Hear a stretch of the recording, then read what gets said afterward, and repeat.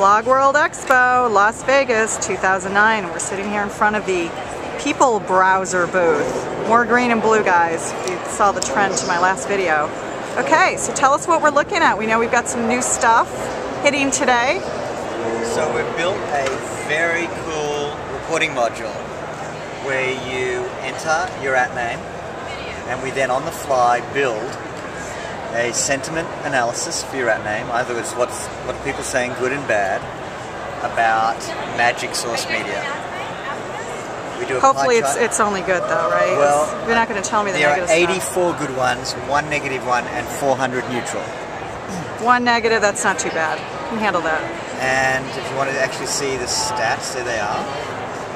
And then we look to see, oh, you've been very busy tweeting. On the 29th, you sent out like 25 tweets. Was that a show? That was demo. That was demo. And then we see people who are retweeting you over here.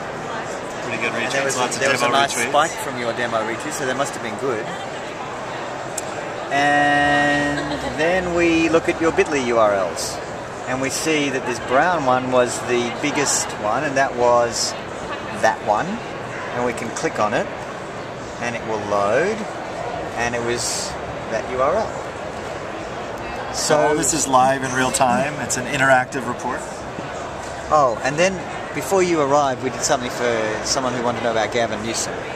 So here we have all the Gavin Newsom stats underneath, and you can see he's getting a few too. Few mentions. So that's the reporting tool, and if you want to see Gavin Newsom mentions, you click on Show Tweets, and off it goes now, and it's going to get all the tweets that make up the stats, and display that in a stream that you can then interact with. And here are all of the stats. So tell us how this turns into sort of an ROI for brands. I mean, obviously, you know, we work with mostly small brands, as you know, or companies that are trying to be brands. So tell us from a small business perspective, then we'll move to the bigger brands, obviously, where it's a little bit more easy. But for smaller brands are actually trying to get their name out there. So the first thing I would do if I was helping a smaller brand is I would find out who their competitors are, and I would look to see what the velocity of the competitors' keywords were on Twitter. Then I would compare that to the brand itself, and I would say let's start following some of the interesting people who are working with our competitors. That's what I'd do for small. Then I would start making some posts, and I'd be watching the retweets, and I'd be looking at who in the community was doing replies and retweets to our interesting posts, and making sure that I was following them and then sending them DMs with links. So it's not just about numbers, it's about the right influencers. It's about the content. Okay. And we say that we do something called an audience profile. We look at your total followers, we look at your engaged followers, which are retweets and replies, and then we also look at people who are your followers after we remove spam. Oh, that's great. That's great, particularly for big brands. So let's move over to big brands, because that seems to be more of your sweet spot right now, correct? So with big brands, it's all about large amounts of data, and it's going back over the last 120 days, and seeing who's talking about contact lenses if Motion Long was a customer of ours.